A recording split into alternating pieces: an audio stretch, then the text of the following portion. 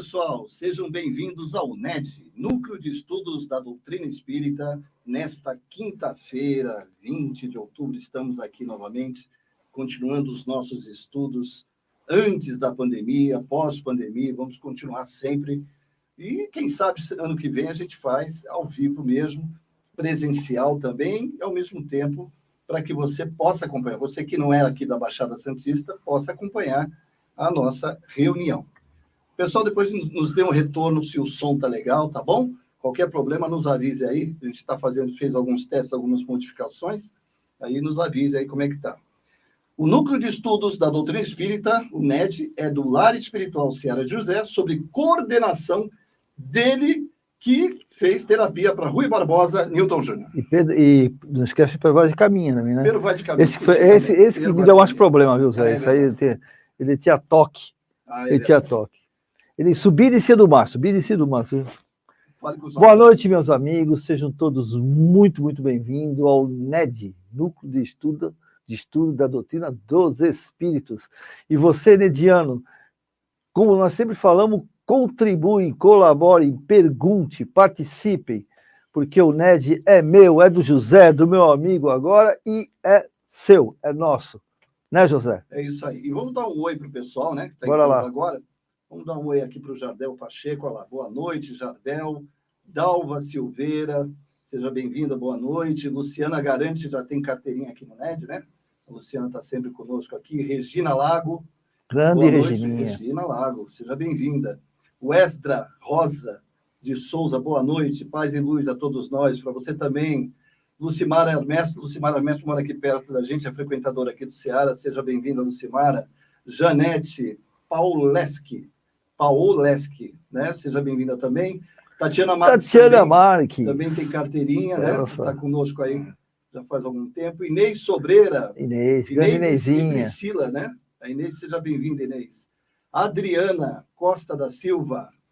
Cura Alta Internação. Adriana, o pessoal que é do tratamento, vamos ter a prece no final. Vai preparando. A aguinha, né? A água para ser fluidificada. Um pouquinho mais para frente, né? Ainda está cedo, mas se quiser já colocar, não tem problema.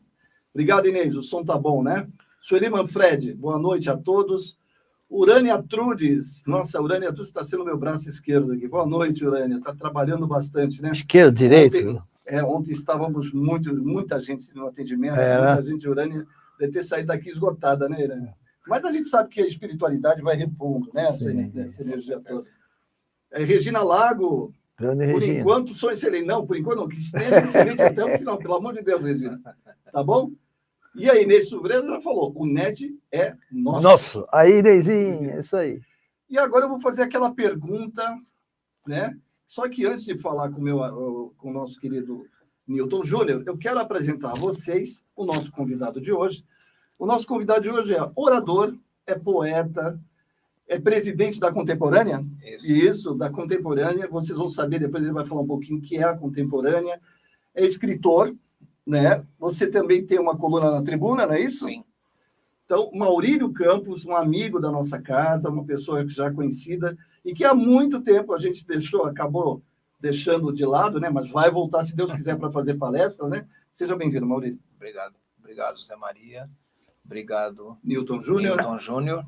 E é um prazer estar aqui com vocês, com todos nós aqui unidos para mais essa noite de aprendizado, né? Que sempre estamos aprendendo, trocando experiências, aprendendo e vamos estar juntos sempre em torno da doutrina espírita, porque ela nos coloca em harmonia, né? E nesses dias, nesses tempos tão complicados, né? A gente tem que estar harmonizados.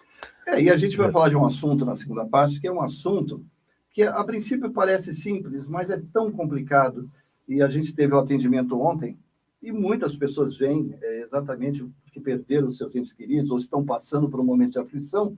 E a gente aqui temos, graças a Deus, nós temos um orador que tem uma experiência, teve várias experiências, e um psicoterapeuta, que pode falar como a gente pode atender essas pessoas, como que a gente pode fortalecer essas pessoas nesse momento difícil, tá bom? Só que a primeira parte do Livro dos Espíritos... Vamos lá, deixa eu pegar minha colinha aqui, né?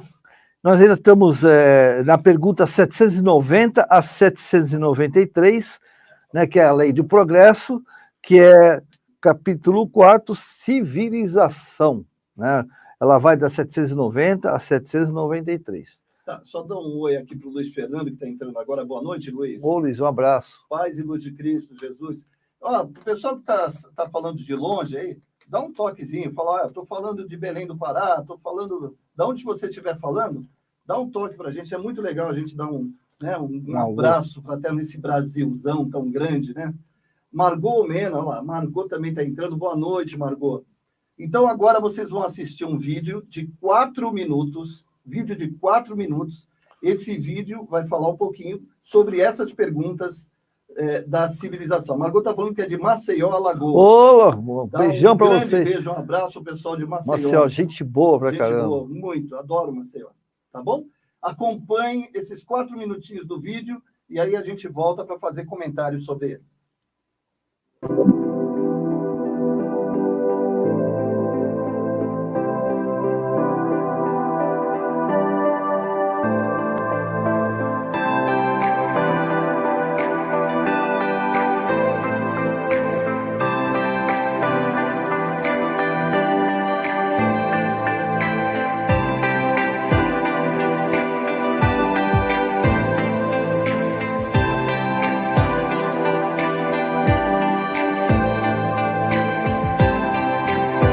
Capítulo 8.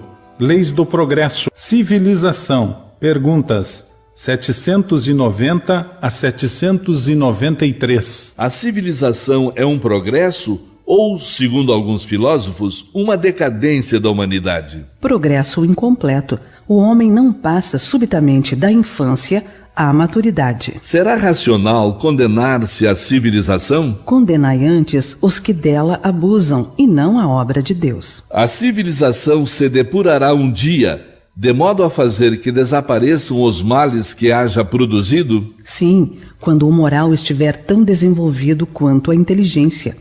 O fruto não pode surgir antes da flor. Por que a civilização não realiza imediatamente todo o bem que poderia produzir? Porque os homens ainda não estão preparados nem dispostos a alcançar esse bem. Não será também porque, criando novas necessidades, a civilização desperta paixões novas? Sim, e também porque nem todas as faculdades do espírito progridem ao mesmo tempo. É preciso tempo para tudo. Não podereis esperar frutos perfeitos de uma civilização incompleta. Por que sinais se pode reconhecer uma civilização completa? Reconhecê-la-eis pelo desenvolvimento moral. Credes que estáis muito adiantados, porque fizestes grandes descobertas e invenções maravilhosas, porque vos alojais e vos vestis melhor do que os selvagens. Contudo, não tereis verdadeiramente o direito de dizer-vos civilizados, senão quando houverdes banido de vossa sociedade os vícios que a desonram e quando viverdes como irmãos, praticando a caridade cristã. Até então, sereis apenas povos esclarecidos que só percorreram a primeira fase da civilização.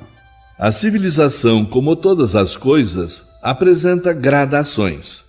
Uma civilização incompleta é um estado transitório, que gera males especiais, desconhecidos do homem no estado primitivo, mas nem por isso deixa de constituir um progresso natural, necessário, que traz consigo o remédio para o mal que causa. À medida que a civilização se aperfeiçoa, faz cessar alguns dos males que gerou, e esses males desaparecerão com o progresso moral.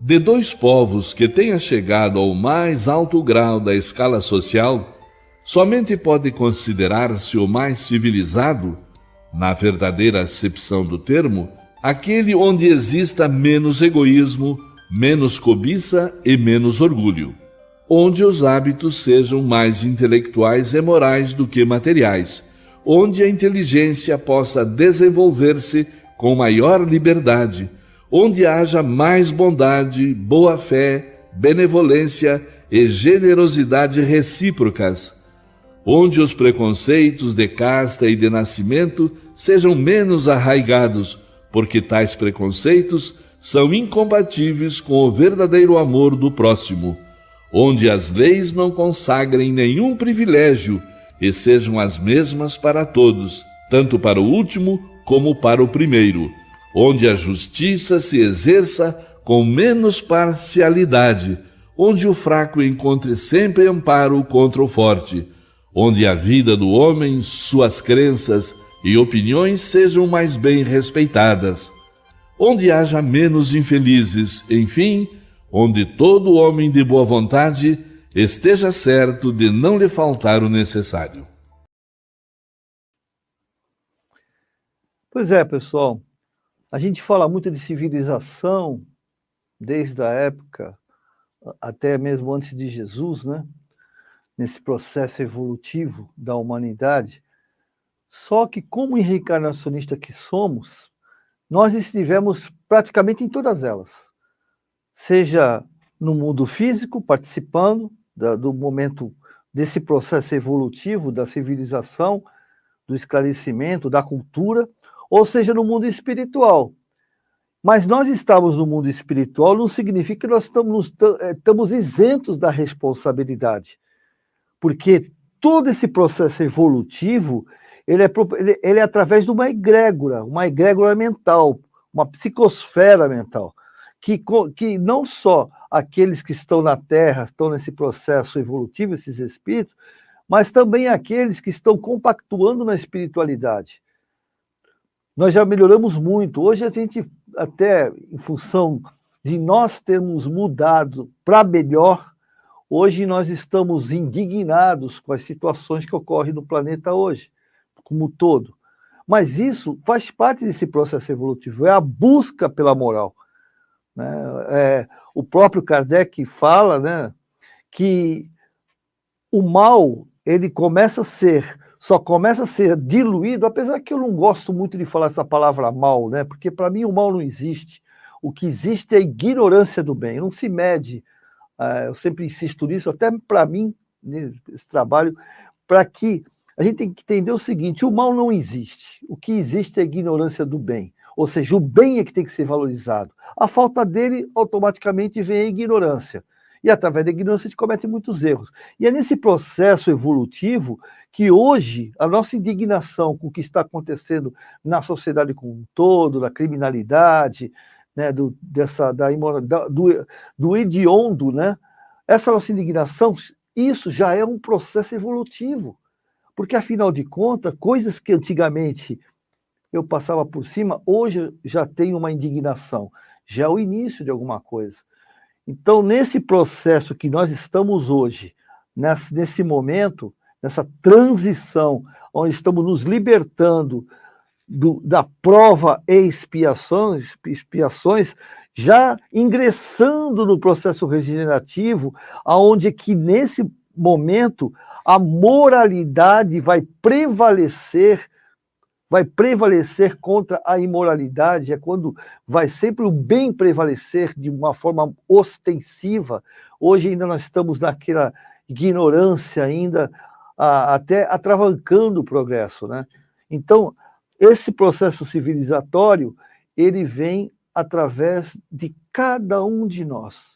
O meu comportamento, os meus pensamentos, as minhas emoções contribuem, primeiro para mim, criando uma egrégora à minha volta, né? O campos mórficos, como falava nosso querido Emmanuel.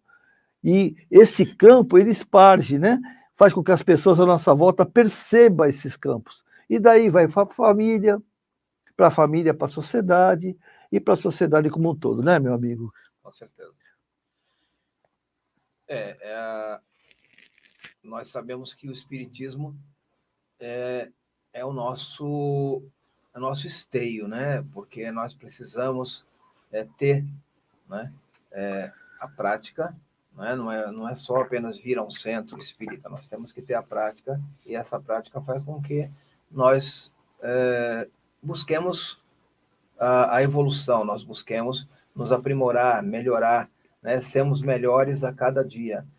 Desde o nosso grupo familiar, né, que é o nosso principal grupo, o principal local de aprendizado, até outros grupos dos quais participamos e vamos angariando informações, vamos angariando aprendizados, vamos trocando experiências. Eu sou educador e em toda a minha vida de educador, eu primei por isso, né? Porque o professor não é o único dono do saber. Ele vai lá para buscar também saberes com as pessoas com as quais ele convive, com as quais convivemos no dia a dia, que são os alunos, a comunidade, enfim, os pais, né, os colegas de trabalho, e assim nós podemos tornar o nosso trabalho mais prazeroso se nós buscamos o nosso benefício e o benefício do nosso semelhante. Aquele que faz coisas boas pensa que está fazendo bem, mas o principal beneficiado é aquele que faz, né? Nós temos que ter essa consciência de que quando você oferece a alguém uma mão estendida, um sorriso, um carinho, uma palavra, né, um consolo, um gesto de afeto, a gente também está se beneficiando, porque tudo isso retorna para a gente, e fazer o bem é muito bom, não é?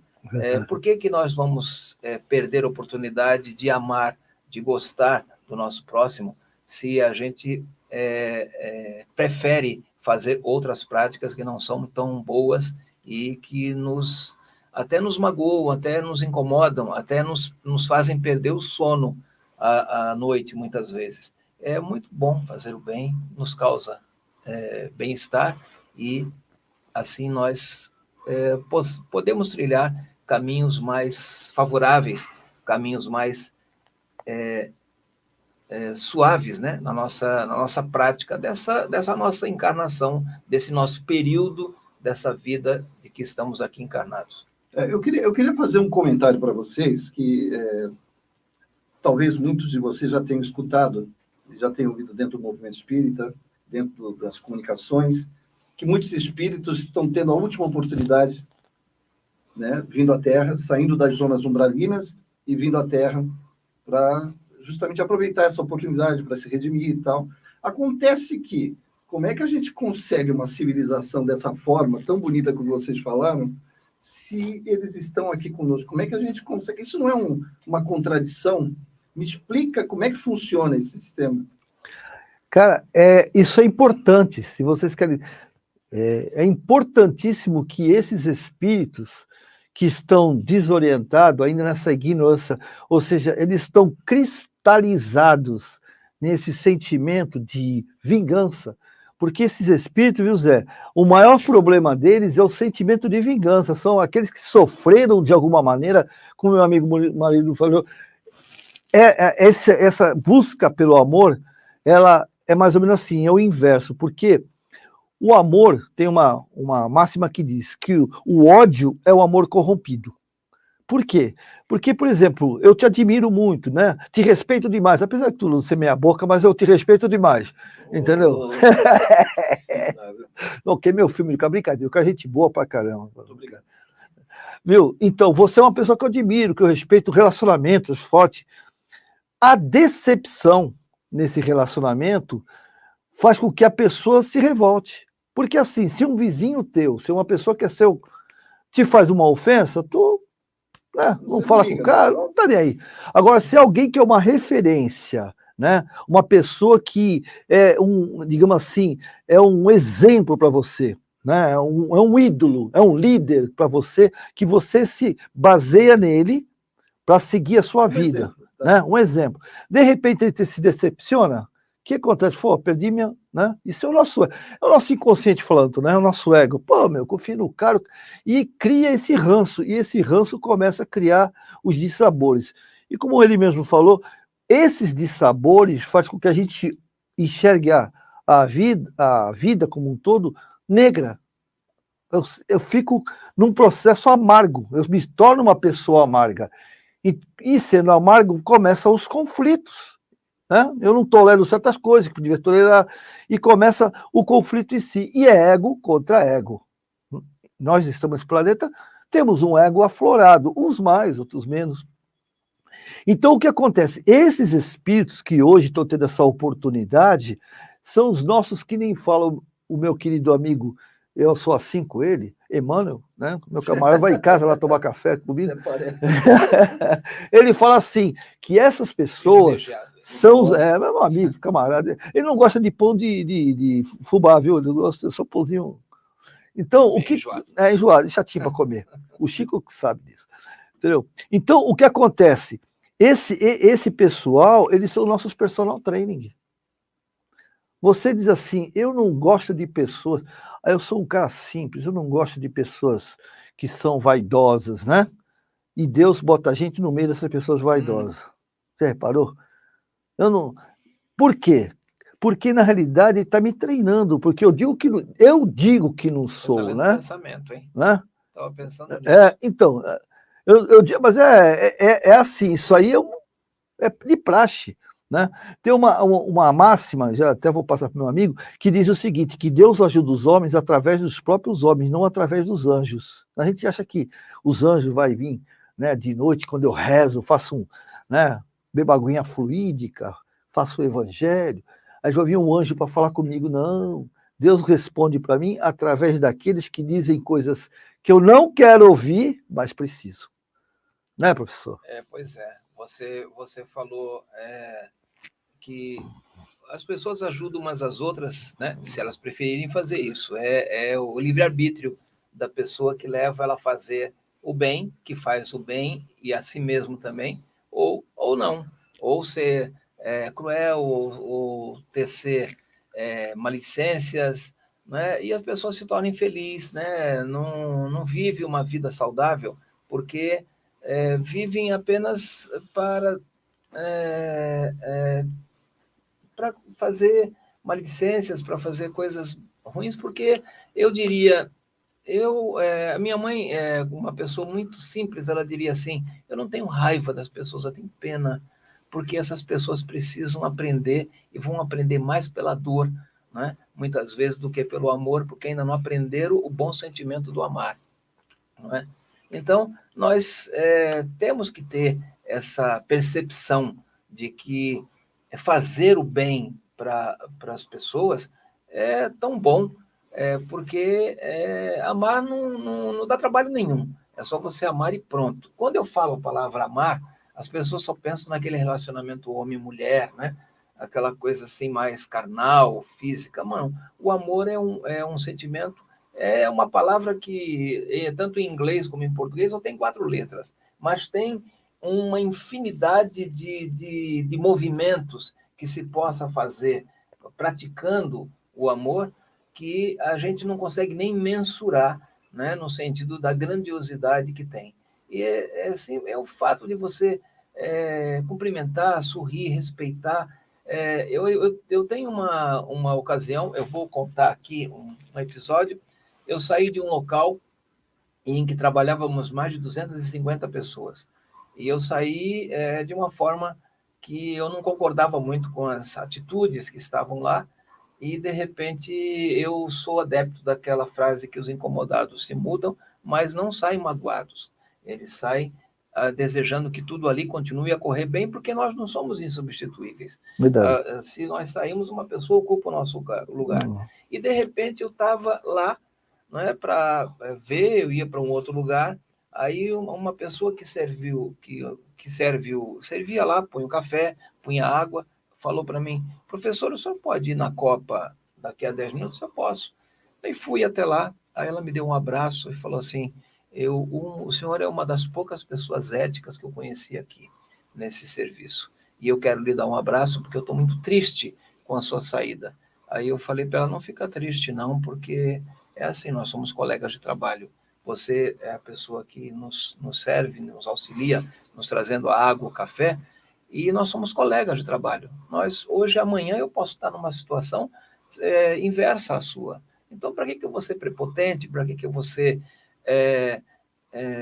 rude? Para que eu vou ser autoritário com alguém que, de repente, no futuro, eu posso precisar e aquela mão estendida, eu olho e percebo, poxa, eu fiz tantas coisas que desagradaram essa pessoa e, no fim, ela me estendeu as mãos.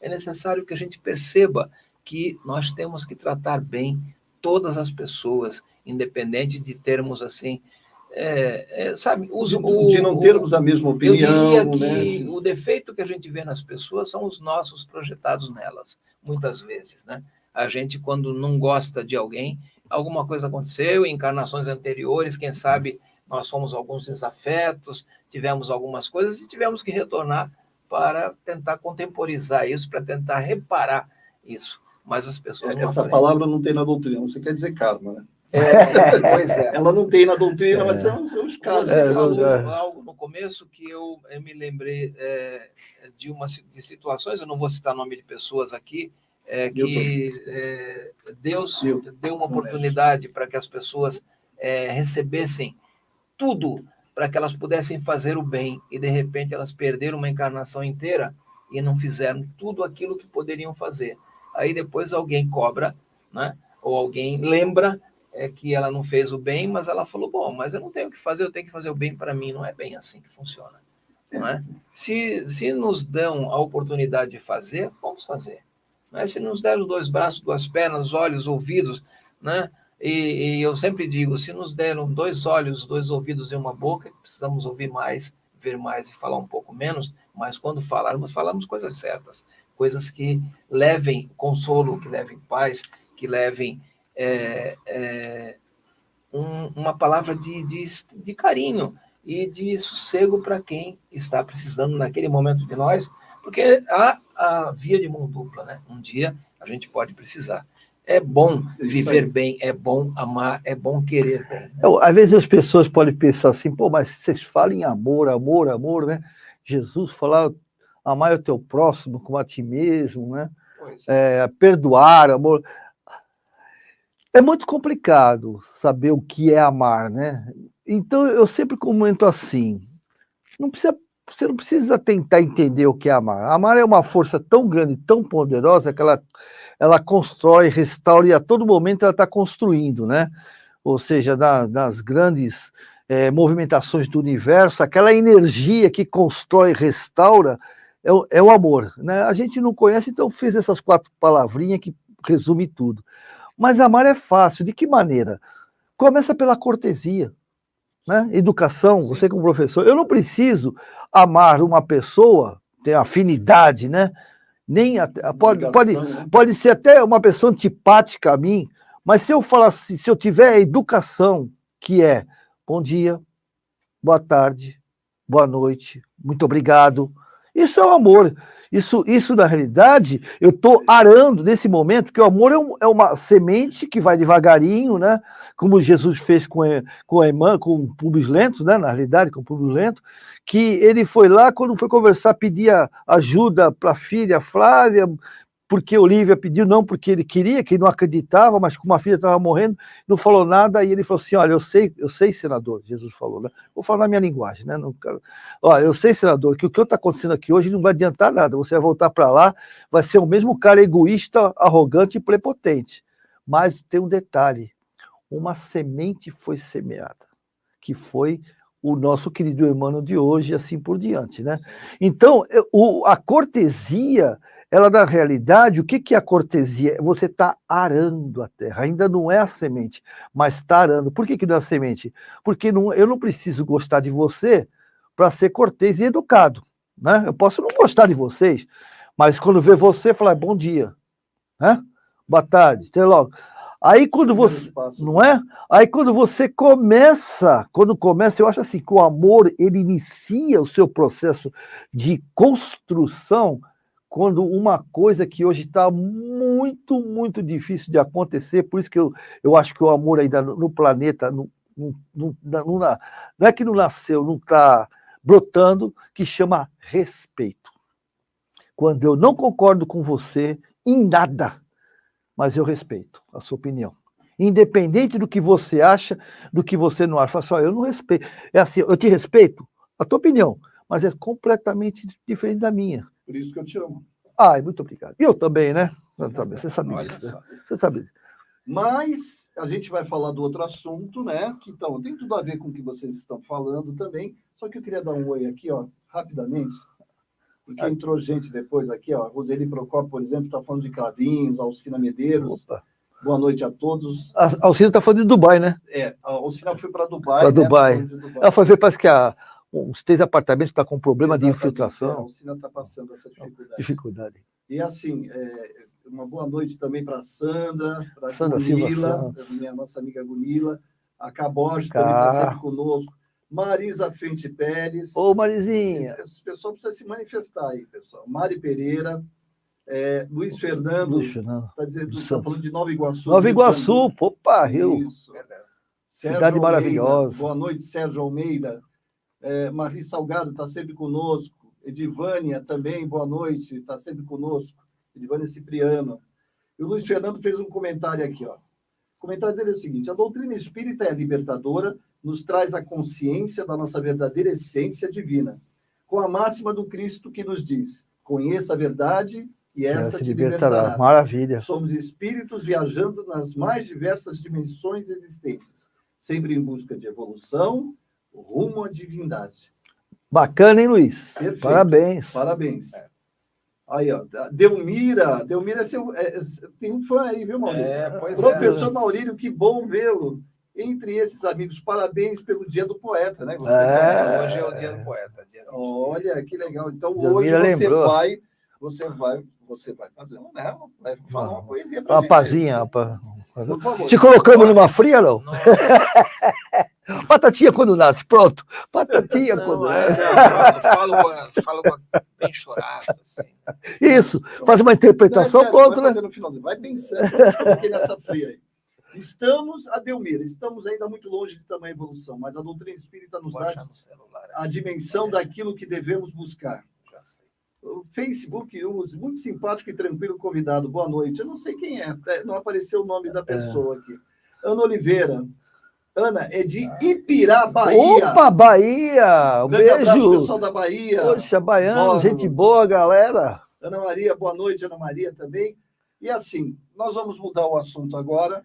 Esse assunto para nós que nós vamos falar agora, que eu quero muito que vocês prestem atenção. Pessoal do tratamento, muitos que estão aqui nos assistindo estão com algum parente, estão com alguém passando por um momento difícil, seja uma questão de uma doença, um problema emocional, espiritual. Então, é muito importante a gente saber lidar com essas situações, porque eu já vi, por exemplo, pessoas que às vezes ficam lá no hospital. Eu tenho um caso aqui, a gente tem um caso de uma mãe, ela é mãe de uma colega nossa, de uma trabalhadora nossa, que inclusive não está podendo vir, que o pai dela está há 5 meses internado, teve um AVC, e está 5 meses na cama, sem se mexer. E ela não sai do lado. A mãe, ela está ao lado por quê? A gente subentende que se ela sair do lado, ela vai se sentir culpada, porque aquilo ali, né? Acontece. Eu vou deixar, pode acontecer alguma coisa com ela. Eu não estou ali. Então, mas ela vai se degradando. Sim. Mentalmente. Ela não vai se cuidando mais. Sim, se abandona. Ela se abandona completamente. E eu tenho absoluta certeza que você que está nos assistindo deve saber de algum caso, ou você mesmo passando por algum momento desse. Nos relate, por favor, a tua experiência, ou o que já aconteceu, o que está acontecendo, para que a gente possa, inclusive, desenvolver esse tema de uma forma mais profunda, porque é muito sério isso. É muito sério. Então, vamos lá. O tema é da dor da saudade, a certeza do reencontro. Eu gostaria que o Maurílio desse o pontapé inicial. Só dando, já demos um oi para todo mundo. Maurílio, por favor. O que significa da dor da saudade, a certeza do reencontro? Bom, antes de falar sobre o tema, mais especificamente, eu quero comentar por que eu trouxe, por que eu quis falar. Essas 2 semanas, esse mês de outubro, eu tive contato com pessoas, não são parentes, mas são amigos, que perderam entes queridos, né, desencarnaram e procuram, né, muitas vezes numa conversa. Normalmente as conversas são feitas virtualmente, né, na rede social, e felizmente a gente pode dar uma palavra de carinho, de consolo, de bem-querer, né, para a pessoa. Uma delas precisava procurar uma casa espírita, indiquei aqui e indiquei o o anjo Gabriel, mas ela preferiu lá por causa da Mais perto, né? da distância. E, para minha surpresa, na quinta-feira, quando eu fui lá, ela estava lá com o filho. Graças a Deus. Então, bom, porque a pessoa não foi apenas e desistiu, ela foi e continuou. É sinal de que, de fato, ela está recebendo, né, esse consolo. E, mais recentemente, desencarnou lá um vizinho, meu vizinho de baixo lá, um senhorzinho lá que está bem, acredito que ele esteja bem, já esteja em tratamento, porque é um senhor que tinha uma pureza de coração muito boa, então deve estar sendo muito bem, está sendo muito bem recebido no outro plano e está normalmente entrando em tratamento. Mas eu trouxe esse tema aqui por isso, porque as pessoas, quando perdem, eu digo perdem, né? Esse perder, entre aspas, um ente querido, se desesperam, choram, se magoam e ficam tristes. E a gente sabe que quando nós perdemos, nós nos distanciamos, né, de um ente querido, nos primeiros momentos do desencarne, né, ou na Europa se fala de desencarnação ou reencarnação, e aqui nós falamos reencarne e desencarne, mas é a mesma coisa. A gente percebe que as pessoas ficam muito tristes e essa tristeza, nos primeiros dias, elas incomodam, de alguma maneira, aquele irmão que está desencarnando, porque ele ainda tem um laço, né? Ainda tem algo que os faça perceber a família, aquelas pessoas que amava, que ele está se distanciando. Então, se nós pensarmos com tristeza e ficarmos muito tristes, isso não faz bem para quem desencarna, né? É necessário que a gente esteja pensando em preces, com suavidade, com carinho, relembrando bons momentos, relembrando situações boas, porque a vida não termina em cada desencarne, né? Em cada partida, né? O que parte é o espírito e o corpo físico fica, né? Nós sabemos que quando nós estamos encarnados, nós estamos unidos, corpo físico e espírito pelo espírito, né? Então, quando há esse desenlace, a gente percebe que muitas vezes o espírito, que somos nós, né, paramos de sofrer, porque já não precisamos mais carregar aquele corpo doente, aquele corpo que viveu um período e que terminou, né, aquela fase física do corpo, mas o espírito continua, porque a vida é eterna, né? A vida é eterna para nós, espíritos, e nós temos que receber daqueles familiares que amamos, dos nossos amigos, boas vibrações. E é necessário que a gente perceba que pensar somente com tristeza, somente com amargura, somente com dor. Claro, nós somos ainda materialistas. Nós precisamos, a nossa tendência é que nós façamos momentos de tristezas, de choros, né? Mas vamos pensar bem, né? Da pessoa, vamos pensar, se pudermos, né? Se conseguirmos, com alegria, né? Lembrando, como eu já disse, bons momentos. Uma vez eu trabalhava num centro espírita, no Leal, né? E eu, lá, quando tínhamos as palestras de segunda-feira, sempre ficava um trabalhador da casa e o palestrante. A gente abria os trabalhos, encerrava os trabalhos e algumas vezes fazia algum comentário, algum questionamento, alguma pergunta, mas deixava que o trabalhador falasse. E a minha mãe estava internada no hospital, estava em estado de coma, estava numa UTI, e quando eu saí, eu recebi um telefonema que ela havia desencarnado. Então, nós tomamos aquelas providências de praxe, e eu avisei as pessoas, fui, tratei de tudo. Na semana seguinte, eu tinha uma palestra, fui lá fazer. Aí as pessoas falaram, nossa, a sua mãe desencarnou semana passada, você já está aqui? Eu falei, o que você quer que eu faça? Eu quero que eu fique o tempo inteiro magoado, triste. Ela viveu o período que ela pôde viver, ela segurou, que a minha mãe ela tinha um apego à vida muito forte, ela lutou muito para não desencarnar. E quando foi para nós, eu diria que foi um alívio, porque ela estava sofrendo muito, agregada àquele corpo físico e precisava partir. Não é? É engraçado que no dia que ela desencarnou, eu estive na UTI e a minha mãe não escutava. É engraçado, como é que as coisas acontecem assim? Ela não escutava muito bem e ela recusava os aparelhos.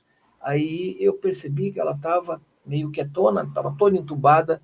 Aí eu cheguei pertinho dela, no ouvido, e falei: mãe, se a senhora quiser ir embora, vá embora. Nós estamos todos bem, nós estamos aqui, nós estamos preocupados com a senhora, lutando por querer voltar à vida, e a gente sabia que biologicamente não ia ter mais aquele retorno desejado.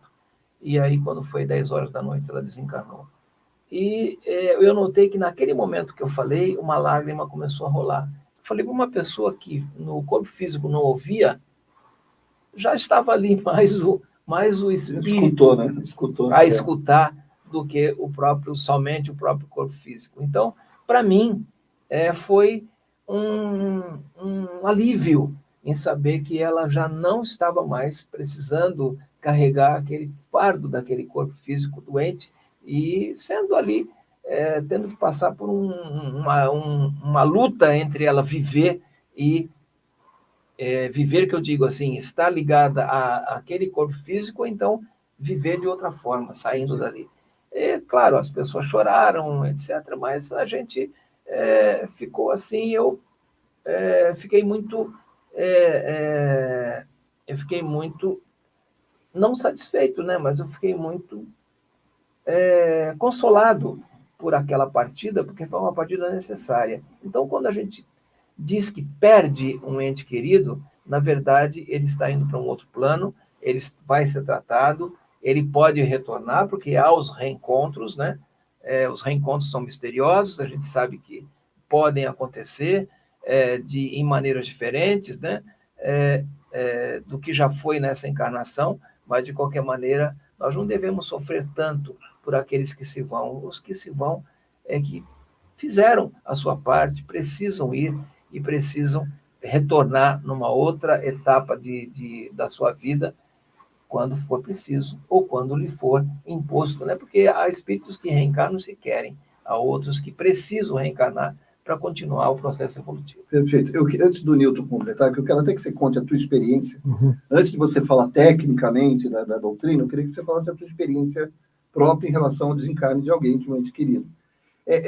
Existe uma coisa que é muito importante, que quem está assistindo viu você é um cara preparado. Desculpa eu falar, cara, professor, eu sei que você é um professor, mas você é uma pessoa preparada. Eu acho que você é uma pessoa preparada. E existem... Eu vou dar um exemplo fácil. Eu devo desencarne do meu pai e da minha mãe. Bom, o desencarne da minha mãe, eu estava num momento muito melhor do que do teu pai. Mais equilibrado, mais tranquilo, entendeu? Então, eu pude dar até suporte. Eu mais consolei as pessoas, até porque, para quem não conhece, ela é fundadora da casa. Tinha mais de não sei quantas pessoas lá no memorial, né?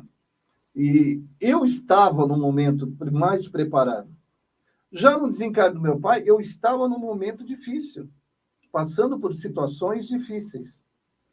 Então, na hora que você encara o desencarne, não depende também da condição que você está. Claro. Né? E é o que muita gente deve estar assistindo, deve perceber exatamente isso.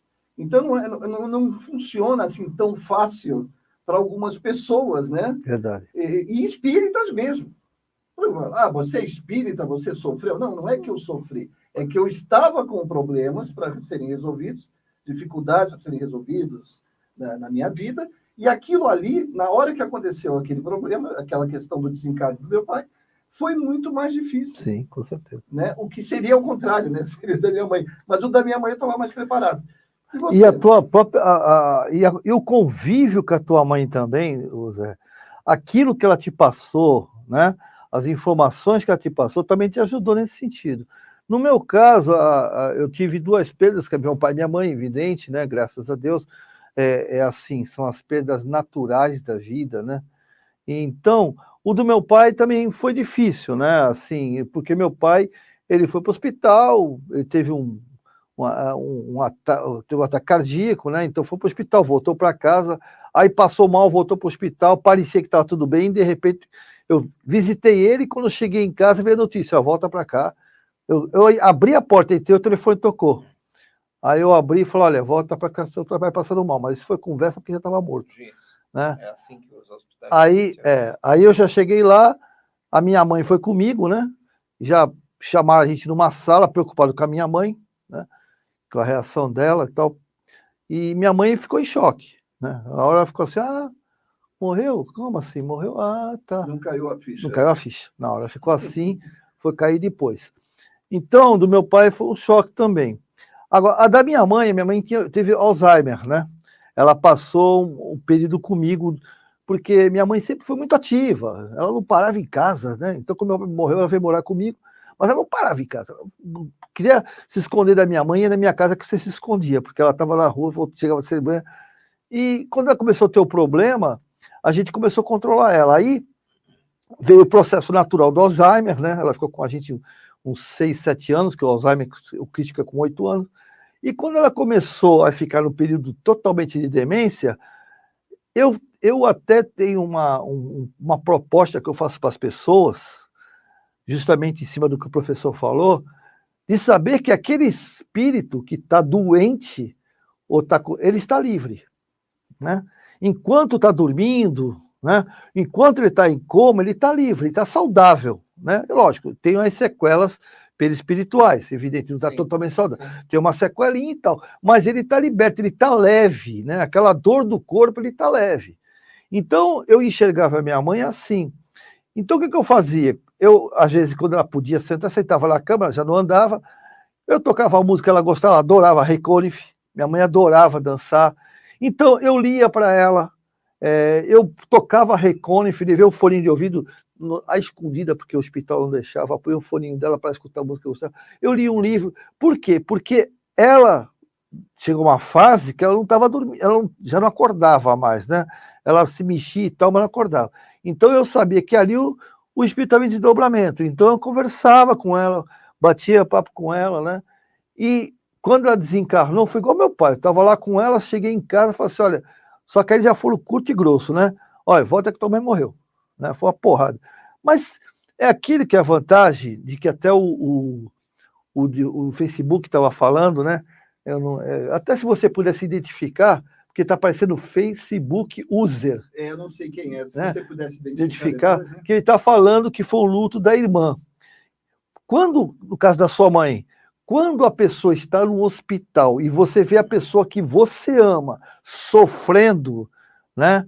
A pessoa vai aceitando, né? Vai aceitando, porque você está vendo aquela pessoa sofrendo, você não quer, mais aceita. Agora, quando é assim, é complicado, né? No caso dessa sua amiga aí, que a mãe está presa lá, mais de 5 meses. Mais de 5 meses. O marido, né? Tá deitado. O que acontece? Esse processo que ela está vivenciando pode ser vários fatores, né? Um é esse que você falou, pô, de repente se eu sair daqui... Sentimento de culpa, eu largo, saio de lá e pode acontecer alguma coisa... Quando ele desencarnou, que é quando ele vai embora, vai me deixar, vai deixar a família... Se der tempo, eu tenho uma historinha sobre isso. Vai me deixar e, de repente, eu não estou lá, no último suspiro dele. Então, a pessoa fica presa a realmente esse processo. Tu quer ver o do Facebook, Zé? O do Facebook, você colocou o seguinte, olá, pessoal. Passando por um luto de minha irmã. Nunca pensei como era difícil essa perda. Ficamos muito unidas pela doença, que a gente sempre crê que a cura virá. Mas nem sempre é como queremos. A lição que se aprende é Deus. Deus sabe de todas as coisas. Aceitamos porque sabemos. Um dia, quem sabe, vamos nos reencontrar. Perfeito, é isso mesmo. Essa consciência é interessante. Mas é difícil. É difícil. Não é fácil. Não é fácil. Porque você teve um tempo de vida aqui na Terra, você conviveu com essa pessoa, e é uma questão, até tecnicamente falando, até do magnetismo. Sim. Que é uma coisa que a gente não leva em conta. Sim. O magnetismo, você convive com aquela pessoa, Você cria aquele campo, você está acostumado com aquele campo magnético. Mesmo que ela não esteja que às vezes até longe. Em determinados casos cria até uma simbiose. Sim, cria até uma simbiose. Então, quando você corta, é como se tivesse um pedaço de você indo junto, é verdade. Você sabe que isso acontece até com os obsessores, sim, né? Que há obsessores que eles criam uma simbiose naquele que está sendo obsediado ao ponto de você não poder removê-lo. Você tem que fazer o processo para que isso se dilui. Tem até o livro, se não me engano, acho que de André Luiz. Falando da sua mãe, que era uma pessoa muito ativa. Minha mãe também. Só que a sua mãe teve Alzheimer, minha mãe teve Parkinson. Então, o Parkinson é aquela doença que ele vai, é o chamado tremor agitante, que ele vai tirando todo o equilíbrio, a pessoa volta. Mas a pessoa está consciente, né? Mas fica consciente. Até um momento que ela passou a morar com a minha irmã, não podia morar comigo, porque eu saí de casa, e ela não podia ficar sozinha, que caía. Aí, e todo final de semana eu levava para casa. Aí um dia eu coloquei ela no carro, ela cheguei na esquina, ela falou para mim assim, me leva de volta, porque eu não quero mais essa situação, não quero mais viver assim, porque era uma pessoa que não podia mais andar sozinha, que tinha que andar parada. Então a gente convive, e foram 17 anos com esse sofrimento e mais 40 dias de UTI. Então ela lutou pra caramba para vencer isso, mas ela queria vencer pela família, pelos filhos, uma pessoa muito apegada à família, que queria resolver todos os problemas da família. E aí, nem todos os problemas ela podia resolver, mas até um certo limite. Mas é uma doença complicada e não adianta ser egoísta e dizer assim, não, mas eu quero que ela volte. E a minha irmã falava, não, mas quando é que ela vai voltar para casa? Eu falei, ela não vai voltar.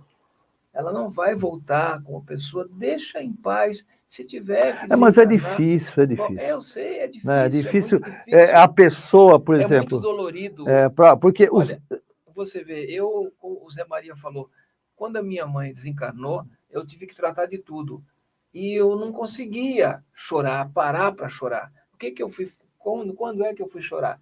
Depois que eu tinha tinha ocorrido o sepultamento, aí eu cheguei em casa, dei no banheiro sozinho, tomei um banho e chorei pra caramba, com água e tudo. E foi bom, porque eu soltei aquilo tudo para fora, mas com um consolo, assim, inacreditável. Era um consolo bom, porque eu sabia que ela estava bem. No caso da minha mãe, se eu pudesse falar com ela, ela diria para mim assim, meu filho, eu estou bem.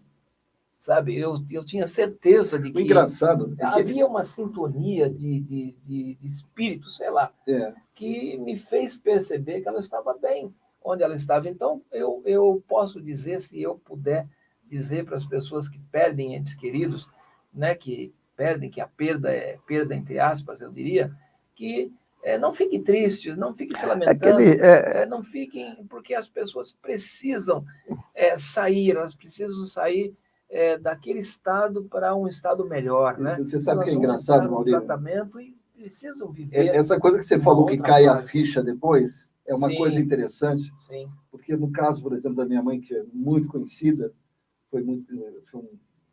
muita gente, e eu não tinha tempo. Como eu falei, eu tive que, para vocês terem, eu tinha que fechar o caixão, senão daqui a pouco eu ia agarrar ela. É uma coisa absurda. Eu tive que fechar o caixão, ficou só o vidro, e mesmo assim ficou embaçado, e eu dou graças a Deus, porque aqui não tem nada, não tinha que mostrar nada. Mas algumas pessoas sempre fazem aquele comentário, falam assim, nossa, como ele está frio. Ele não gostava da mãe. Quer dizer, então, que gostar é chorar?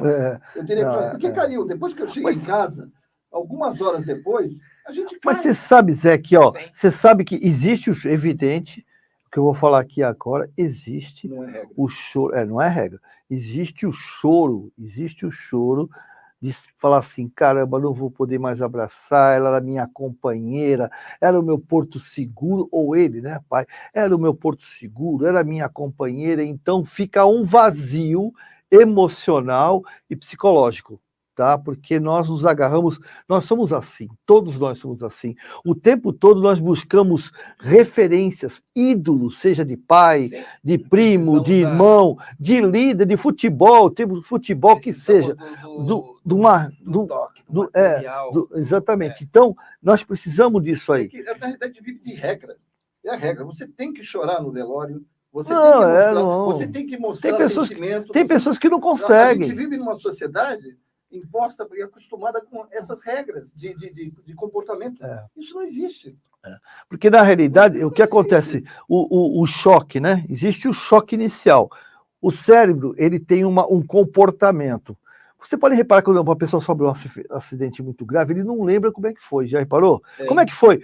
Não sei. Eu vi, eu nem sei como é que foi. De repente, eu acordei no hospital. Porque isso é uma autodefesa do cérebro.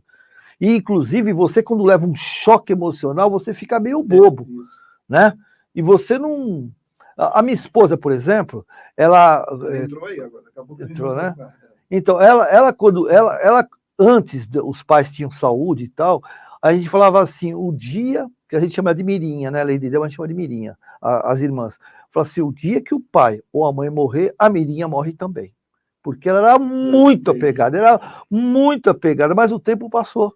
E quando o pai dela, né, a mãe que desencarnou primeiro, e ela amava, a mãe, ela, né, e só que a mãe também ficou doente, ela teve um problema, uma doença e ficou um tempo, e foi morar em casa, né, ela morou em casa esse tempo.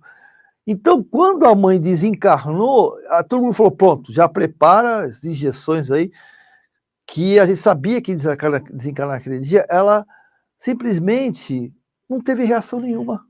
Sabe? Quando não teve reação nenhuma, foi no velório da mãe, ficou lá, conversou com o pessoal, se olhava assim, sabe quando uma pessoa que não aconteceu nada, como se fosse visitar o desencarne de uma tia, de uma, sei lá, de uma prima distante, era a posição dela. Então todo mundo ficou de olho nela, entendeu? Então, são reações, por quê? Porque na realidade ela já estava se preparando psicologicamente, porque as nossas reações muitas vezes são muito mais introspectiva psicologicamente do que cognitivamente.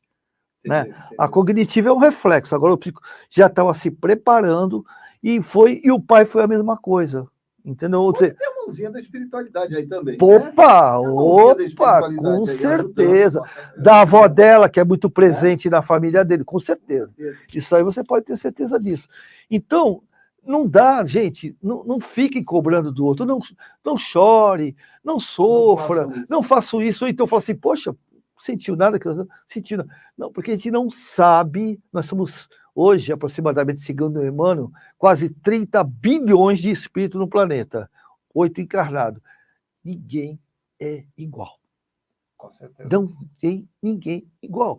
Então, o comportamento, as emoções, como você trabalha essa parte emocional, a defesa que o cérebro faz, porque o cérebro, que ele é um reflexo do espírito, né? Ou seja, ele é uma ferramenta do espírito, ele sabe, né? Não o cérebro em si, que o cérebro, eu costumo brincar que o cérebro é burro, porque é uma ferramenta, mas ele entende como a nossa principal objetivo, o nosso principal objetivo é a preservação, é a minha preservação. Até mesmo dar uma fugidinha do suicida, ele está fazendo isso por preservação, né? Uma preservação emocional, ele quer se livrar da dor, né? Você né? Falou da... rapidinho, porque a gente tem um monte de perguntas de Você falou da sua família, da sua mãe, da dor que as pessoas pudessem sentir. Você sabe que quando a minha mãe estava morando com a gente, eu toda hora ficava lá olhando, para ver se ela estava respirando, sabe? Aquela coisa assim, meio cuidadosa, né? Aí eu não imaginava se um dia ela morrer, o que vai acontecer comigo? Eu não vou aguentar e tal. Bom, tudo bem, no dia que ela desencarnou, eu que tive que cuidar das coisas, até escolher o caixão, escolher as flores que eles iam colocar lá, e o único corpo que eu toquei para arrumar, para dar umas arrumadas, foi o da minha mãe. Porque não era mais ela que estava ali. Era o corpo. E a gente tem que ter carinho, tem que ter cuidado, tem que ter zelo e respeito por aquele corpo, porque representava ali a minha mãe morta, né? O corpo morto no caixão, e eu tive que cuidar. E ela me pediu duas coisas que eu não consegui fazer. Ela falava assim, o dia que eu morrer, eu não quero que você abra o caixão, porque ela tinha umas ruguinhas, ela falou, eu vou ficar com ruga e tal. Eu acho que foi bom a doença, porque a doença fez ela inchar um pouquinho e não ficou ruga nenhuma. E depois ela me pediu uma coisa, passa um batonzinho, que eu também não consegui, e nem pedi para minha irmã, ela não estava em condições. Aí ela pediu assim, ela adorava café. Quando ela não falava mais por causa do Parkinson, ela fazia assim para mim. Eu sabia que ela queria um cafezinho. E aí, quando eu olhei, ela falou assim, o dia que eu estiver morta no caixão, você pega um café e passa no meu lado. Aí eu não conseguia fazer isso. Porque eu acho que não era mais ela que estava ali, era o corpo. Com certeza. Era o corpo, ela já estava ali. E Marli... olha, eu vou lhe dizer uma coisa, desculpe, ela certamente estava por ali e devia estar muito feliz, porque tinha bastante gente que foi prestigiar, que foi lá, que foi por a solidariedade, né, à família e a ela própria. Ela falou assim, nossa, como eu sou querida, né? Certamente estava lá, porque a gente sabe que o espírito que desencarna recente, ele fica por ali, ele se faz presente. Olha, a Luciana Gari está falando assim, a tristeza acho normal sentir, mas o apego acho que traz sofrimento. Eu só queria falar uma coisa para vocês, depois eu queria que vocês comentassem, porque a gente está comentando de quem desencarnou. E quem ainda está passando por um momento? Nós não falamos nada sobre isso ainda. Sim. Tá? Por favor. Tá.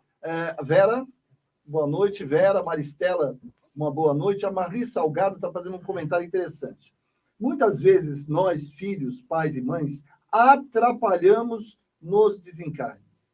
Por não querer perder, por amor, não entendemos, prende-se até por querer um perdão. Às vezes a gente quer resolver na última hora tudo, né? Para poder partir em paz. Eu e meus irmãos aprendemos isso depois que entramos para a doutrina. É doloroso esse momento, mas por amor temos que nos liberar, ou deve ser libertar. Né? Bacana, Marli, mas Marli, é aquilo que nós conversamos ainda há pouco.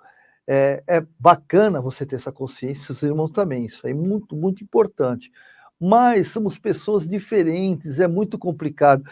Um dos sentimentos, que nem o Zé até tocou bem falado, é que a gente quer, de repente, nesse momento que está sendo desilado, tudo que, sabe, eu briguei com a minha mãe, eu fui chato, eu fui egoísta. Então, isso é que nem quando a gente desencarna, né? Quando a gente desencarna, a gente começa a passar por tudo aquilo que fez e não deveria ter feito, ou que não fez e deveria ter feito. E nesse momento, um remorso muito grande vem em mim.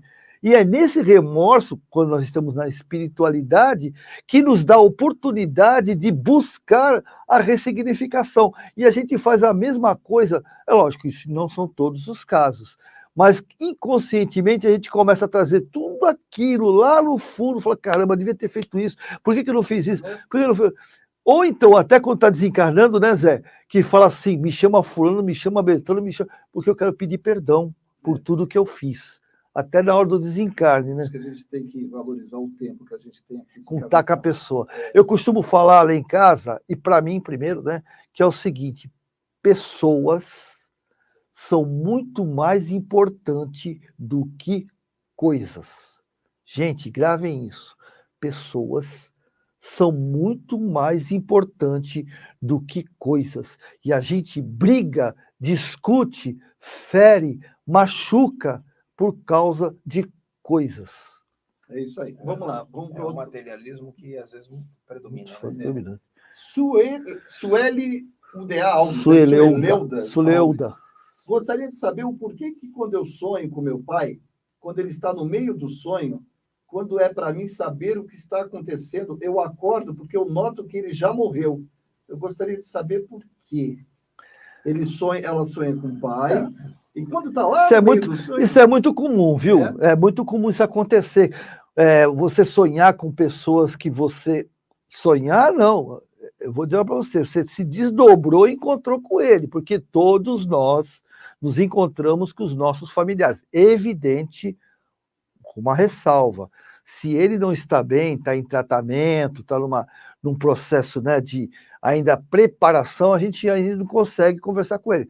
Mas assim como em vida você visitava seu pai, sua mãe, quando ele desencarna, ele também visita você e você também vai visitá-lo. Isso é natural. Agora, o problema de você não ouvir, ou até quando ele vai falar, você sai, isso normalmente problema, não é problema, é uma circunstância, uma situação Nossa, minha. Porque o meu padrão vibracional é um padrão vibracional diferente do dele.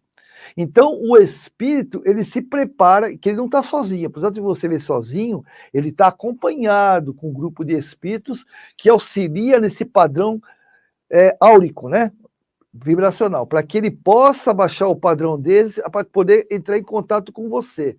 Então, nesse choque de padrão vibracional, muitas vezes qualquer atitude emocional que você tenha, você rompe esse processo. Ok. Entendeu? Ok, vamos em frente aqui. Vamos atender o pessoal, depois a gente fala. Vamos lá. Acabou, a gente está falando que aquele Face lá que você está vendo é a tua cuidadora, a Delmira Ciccone. Ah, é o de Lady Del. É a Lady Del. Mas que cheque, o nome Olha, dela essa não... aqui, ó, que aparece Facebook User, é a Delmira Ciccone. Eu já sei o que você está fazendo, viu? Você está, né, se escondendo só para me pegar na boca na botija, né? Tá certo. Tá bom? Olha só. Delmira, acho que é só para eles, não está aparecendo. Agora eu entendi porque ela falou da irmã, que realmente a minha cunhada desencarnou recentemente e ela foi. Está falando aqui agora como Lady Del. Boa noite, enviei comentários, não saiu meu nome. Eu sou esposa do Júnior, nós já sabemos, Lady Del, já sabemos. Obrigado, amor. Tá? Ela Parabéns comentou pela live, um convidado muito simpático, viu? Convidado muito simpático. Obrigado. A Sandra da Costa. É de mim que ela está falando? Convidado é você, pô. Ué.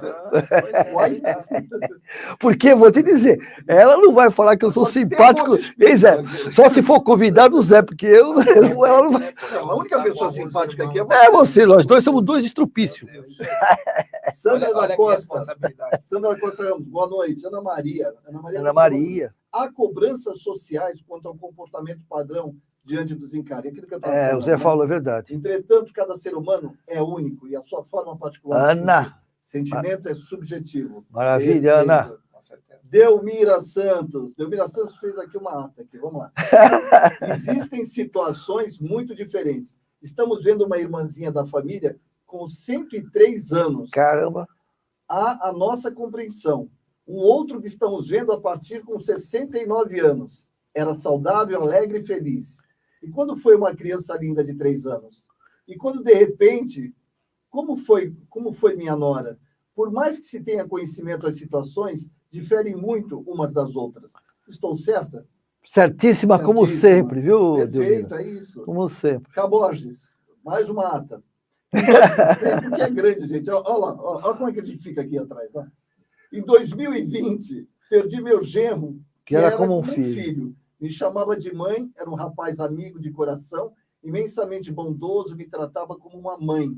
No dia que ele partiu, passou mal no banheiro de casa, estava com Covid. Tive que chamar o SAMU e fiquei o tempo todo desesperada, abraçada a ele no banheiro. Por um instante tive que sair de perto, porque aquela cena estava me matando.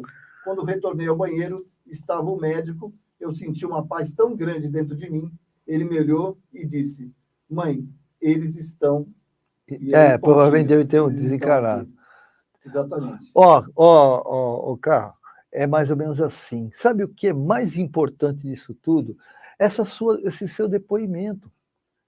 Né? Essa emoção, esse sentimento, esse laço afetivo que você tinha é muito mais importante que qualquer coisa de você estar presente no desencarne, não estar presente no desencarne, porque hoje vocês estão juntos, porque esse laço jamais se rompe. Entende? Então, com certeza, esse sentimento de amor, de afeto, de cumplicidade continua. Então, é bacana isso aí. Parabéns. Para a gente falar agora, e a gente tem mais uns 5 minutinhos, depois a gente tem a prece.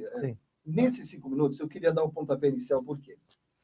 Nós temos recebido pessoas aqui na casa, e com certeza outras casas também recebem, se cobrando, porque... faleceu, desencarnou uma pessoa naquele momento e ela está, assim, muito mal. Ela fica com medo de sentir mal e falar por quê? Porque falam para ela, para estas pessoas, que se você ficar mal, se você ficar triste, aquele que desencarnou vai sentir. Nós ouvimos isso várias vezes. Sim. A gente ouviu. E aí ela fica num conflito. Por quê? Ela chega aqui na casa, eu falo para ela assim, olha, escuta só, Maurício. Não tem isso. A espiritualidade está ali cuidando dela. Você desencarnou, você não está sozinho, você não está jogado. Ó, Claro. Você tem a espiritualidade que está cuidando. O que você está sentindo, põe para fora. Pode chorar. Sim, claro, claro. Chore, coloque para fora. Coloque seus sentimentos, não tem nada. Esse é o chamado luto mesmo. Sim, sim. Você tem que colocar para fora. Então não fique preocupado, porque quando ela chega em casa, ficam cobrando. Olha, não chora. Não fica esse comportamento que ela vai sentir. Ela que desencarnou vai sentir. E aí você fica nesse conflito. Você sofre mais. Parece sofre mais. Eu vai e volta. Ela vem aqui e eu falo, não é assim, não vai acontecer nada. Ela tem proteção lá. Porque o que acontece, se você me permite iniciar, é assim. O nome disso chama-se crenças limitantes. Alguém um dia ou leu num livro ou alguma coisa e veio com essa história. Gente, é muito fácil a gente entender isso aí e ver que isso não é uma realidade. Por quê? Vamos vir aqui para a matéria. Quando alguém está doente, e o que acontece? Assim, uma doença grave ou então uma doença que outras pessoas possam contaminar, ela vai para a UTI. Eu tenho acesso na UTI, você tem acesso na UTI, ninguém tem acesso na UTI. As pessoas ficam lá isoladas, o doente fica isolado, né? E se eu estou chorando, se eu estou atrás do vidro gritando, ele não está participando. Por quê? Porque os próprios médicos da Terra, vamos falar aqui agora, eles protegem aquele enfermo das emoções, para que ele também não se emocione, porque a emoção no estado grave prejudica. Quando uma pessoa que é materialista, não estou falando aqueles casos que a pessoa é materialista, egoísta, né? Aqueles caras que são cruéis, né? Esses aí ficam realmente vagando aí pela vida. Nós falamos pessoas normais, que é a grande maioria, viu, gente? A grande maioria são pessoas normais. Ao desencarnar, primeiro, principalmente a questão doente, quando ele desencarna, não pensa que já desencarna e sai andando. Ele entra num processo de coma, né, induzido pela espiritualidade, 24, 72, uma semana, 15 dias, de acordo com o padrão vibracional. Se eu tenho um padrão vibracional baixo, estou enfraquecido fluidicamente, eles vão me abastecendo, fazendo transfusões. E eu vou reabilitando. Quando eu me reabilito, eu falo assim, cadê minha família? Calma, fica tranquilo. E levam ele para as colônias de auxílio.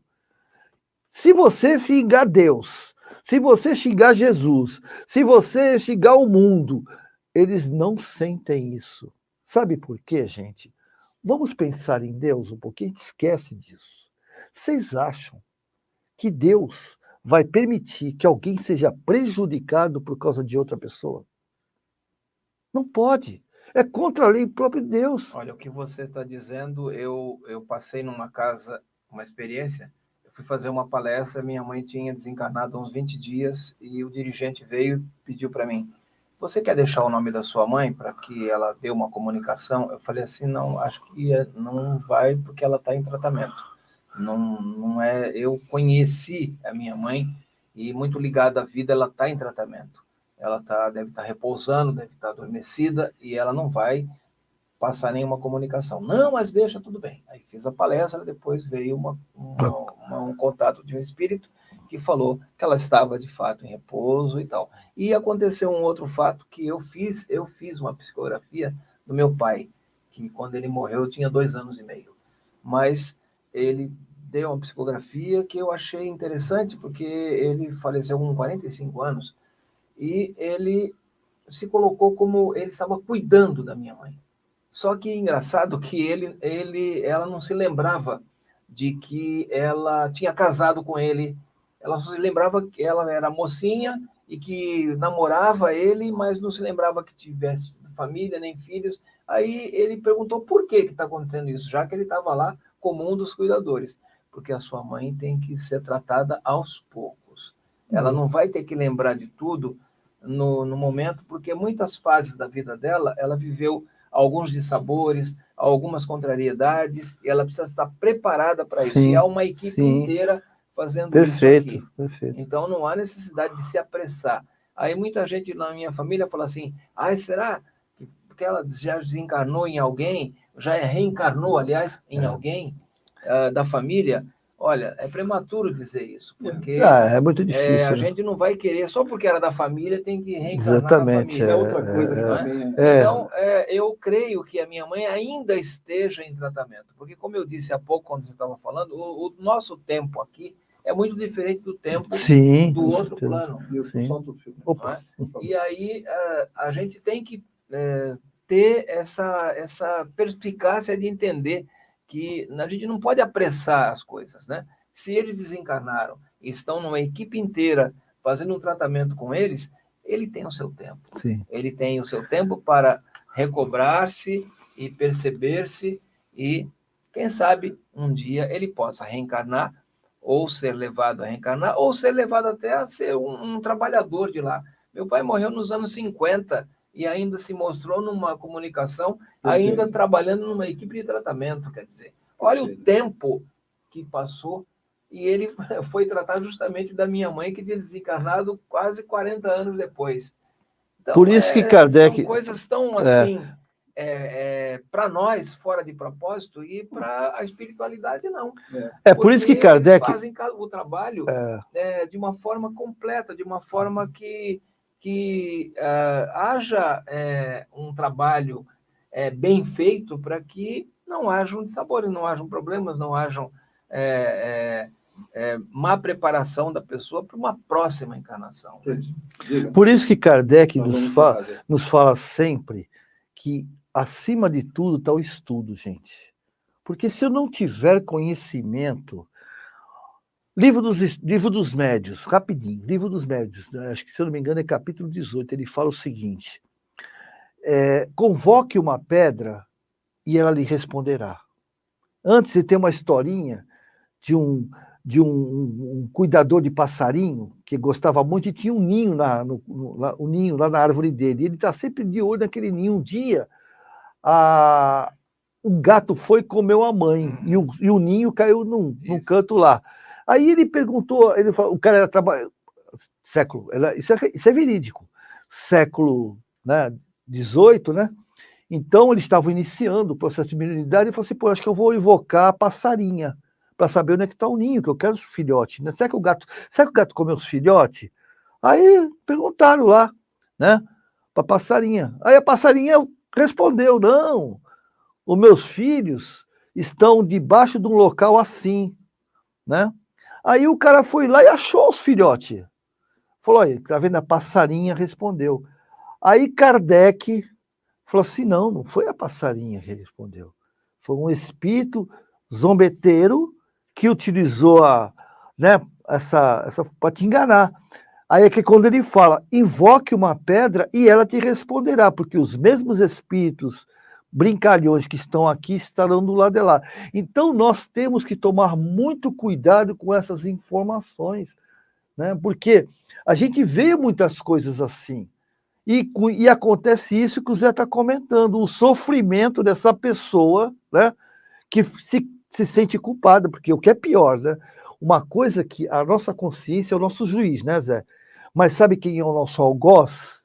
O sentimento de culpa. Sentimento de culpa. Então você fica com aquele sentimento de culpa porque você está sentindo e não tem como você controlar isso, né, Zé? Não tem como controlar essa dor, porque isso é meu. E de repente eu me sinto. E a gente tem que segurar, tem que prender. E me fico culpando. Eu não posso, porque senão minha mãe, meu pai. Gente, isso é cruel. E Deus é cruel. É isso que nós somos. Perfeito. Gente, tá bom? Nós estamos encerrando.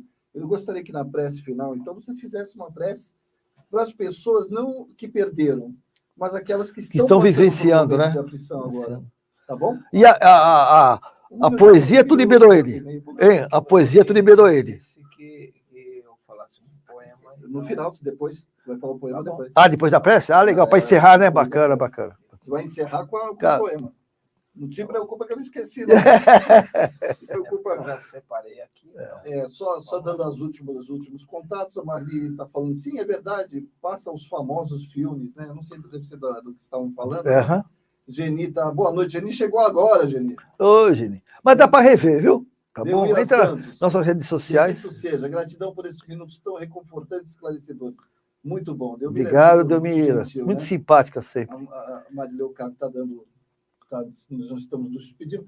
Pessoal, coloca o copinho d'água. Você que está assistindo na página de tratamento do Seara de José, coloca. Você que está assistindo aí na JM Vídeos, através do YouTube, você que está assistindo na página, no perfil do Seara de José, por favor. Essa pergunta que você está fazendo, Marina, você entrou agora, você está fazendo uma pergunta que é muito complexa para a gente responder agora. Se você nos permitir, a gente responde depois, pode responder depois, na finalização. Ela está falando se é certos que os suicídios vão para o umbral e ficarem sofrendo. Alguém quer responder rapidamente? Vai ter que ser rápido, por causa do horário. Eu vou ser rápido. Não. Gente, isso é assim, cada caso é um caso, existe atenuantes. Se você quiser, Marina, né?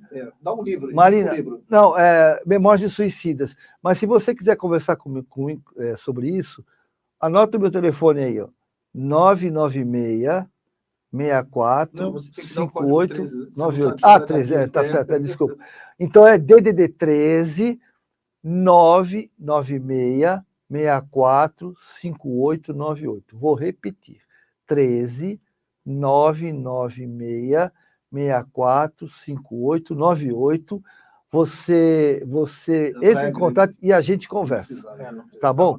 A gente conversa sobre isso. É muito importante falar sobre isso para te tirar essa informação, te dar uma explicação melhor. Cada caso é um caso. Cada caso é um caso, isso. É que a gente tem umas coisas dentro da doutrina que ficou no popular. E a gente, e criaram a gente aprende errado, e vai passando um para o outro. E eu sei que tem até o famoso Vale dos Suicidas. Gente, não é bem assim, tá bom? Então, me liga que a gente conversa. Pode me ligar agora, tá? Assim, eu manda mensagem, na realidade, né? Manda mensagem, a gente conversa assim que eu chegar em casa. Tá bom? É importante isso.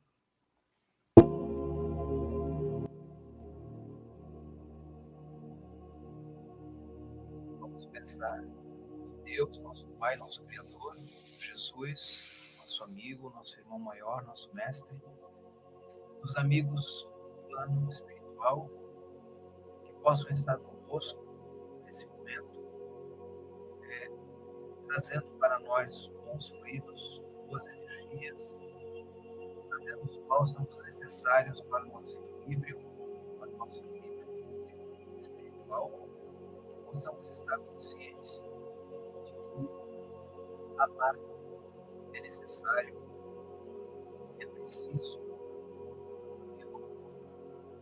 mas milagres estão aí no dia a dia para que nós possamos produzi-los no bem-querer, no bom afeto, no sorriso, no aperto de mão, no abraço, no carinho, que possamos todos estar unidos num só pensamento, um pensamento em Deus, um pensamento na nossa vontade de querer o melhor para nós, na escolha dos bons caminhos, na escolha dos bons sentimentos, na humildade, na perseverança, na paz, no respeito a nós mesmos e ao nosso semelhante, na fé. Que possamos, com a fé e o amor, produzir milagres, mudanças na nossa vida. Estejamos todos em paz, estejamos todos acreditando, crentes que estaremos bem a cada dia. Que ao levantarmos todos os dias de manhã, possamos fazer algo que muitas vezes esquecemos. Porque sempre pedimos, mas esquecemos de agradecer. Agradecer é necessário. Agradecer o dia, agradecer o momento, agradecer por estar de pé, estar com a família, estar com a comunidade de trabalho, estar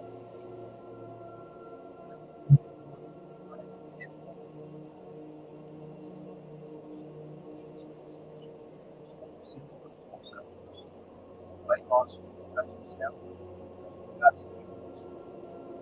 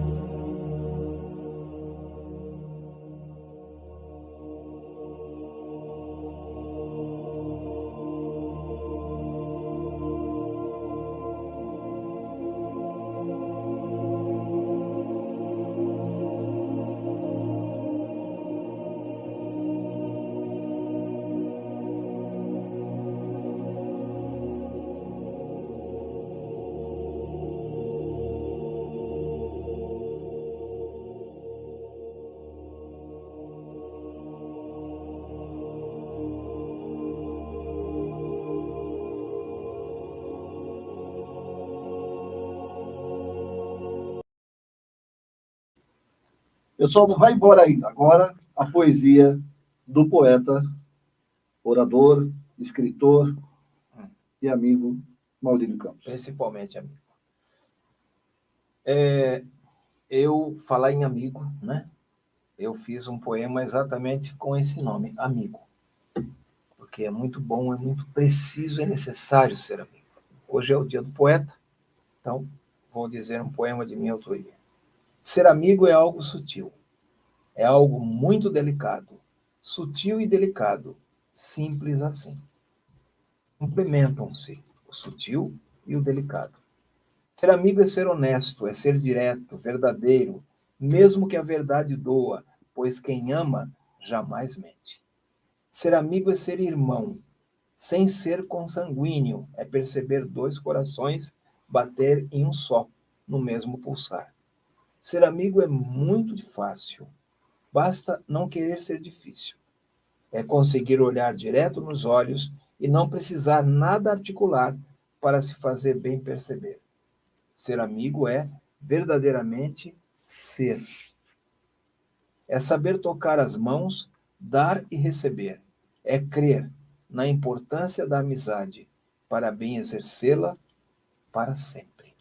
Sejamos, portanto, sempre amigos. Olha, eu sei que vocês estão aplaudindo aí até o último. Uhul! Parabéns. Parabéns, gente. Sintam-se abraçados. Que Deus abençoe a todos. Nos encontraremos aí durante os tratamentos da casa, né? Durante a semana. E quinta-feira que vem, tem mais um NED para você. Tá bom? Tchau, gente. Tchau. Até quinta. A todos. Fiquem com Deus. O NED é uma realização do Lar Espiritual Seara de José e conta com o apoio da Farmácia Ativa, Alcance Apps, Programação e Vendas, Tâmega Turismo e Seguros, Panificadora Pinheiro Machado, Íntegra Empreendimentos Imobiliários, Securserve, corretora de seguros. Acesse o nosso conteúdo no Facebook, siga-nos no nosso Instagram e inscreva-se no nosso canal no YouTube. Não se esqueça de ativar as notificações clicando no sininho. Acesse o site searajosé.org.br. Conheça a nossa história e fique atento aos nossos eventos. Fale com a gente através do WhatsApp 13991536974. O NED, Núcleo de Estudos da Doutrina Espírita, é uma produção da JM Vídeos.